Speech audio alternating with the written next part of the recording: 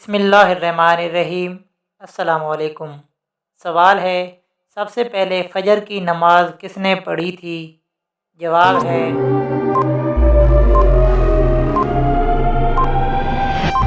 سب سے پہلے فجر کی نماز حضرت آدم علیہ السلام نے پڑھی تھی۔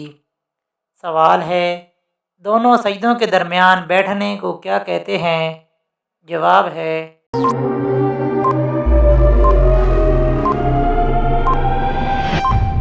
دونوں سجدوں کے درمیان بیٹھنے کو جلسہ کہتے ہیں۔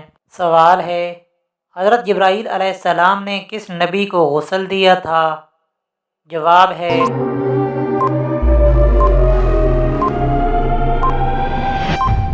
حضرت جبرائیل علیہ السلام نے حضرت آدم علیہ السلام کو غسل دیا تھا۔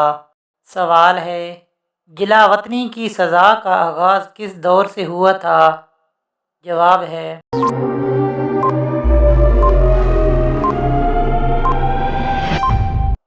دور فاروقی میں جلا وطنی کی سزا کا آغاز کیا گیا۔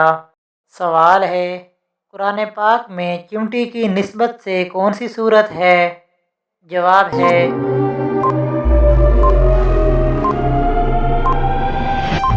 قرآن پاک میں چونٹی کی نسبت سے سورۃ نمل ہے، جس میں چونٹی کا ذکر ہے۔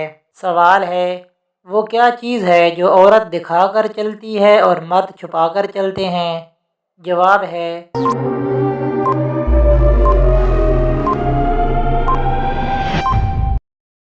پرس۔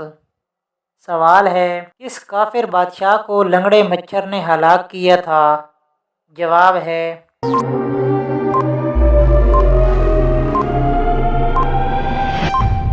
نمرود بادشاہ تھا، جس کی ہلاکت کا باعث لنگڑا مچھر بنا تھا۔ سوال ہے، عربی گرامر کے مطابق کلمے کی کل کتنی قسمیں ہیں؟ جواب ہے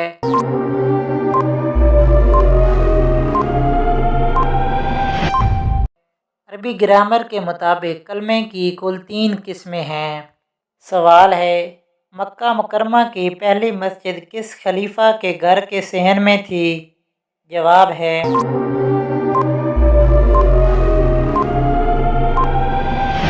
سیدنا ابوبکر صدیق رضی اللہ تعالیٰ عنہ نے اپنے گھر کے صحن میں ایک مسجد بنا رکھی تھی، جس میں وہ نماز پڑھتے تھے اور پرسوز لہجے میں قرآن مجید کی تلاوت کرتے تھے۔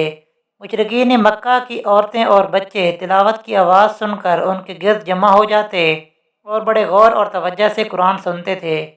قریش نے جب یہ معاملہ دیکھا تو انہیں فکر لاحق ہوئی کہ کہیں ان کی عورتیں اور بچے حضرت ابوبکر صدیق رضی اللہ تعالیٰ عنہ کی تلاوت سن کر اسلام قبول نہ کر لیں۔ یاد رہے کہ سیدنا ابوبکر صدیق رضی اللہ تعالیٰ عنہ نے اپنے گھر میں جو مسجد تعمیر کی تھی، اس کے متعلق مورخین سید نے لکھا ہے کہ عہد اسلام میں یہ پہلی مسجد تھی جو مکہ مکرمہ میں بنائی گئی۔ اس کا یہ مطلب ہوا کہ اسلام کی آمد کے بعد مکہ مکرمہ میں جو اولین مسجد مورد وجود میں آئی، وہ مسجد حضرت ابوبکر صدیق رضی اللہ تعالیٰ عنہ نے بنائی تھی۔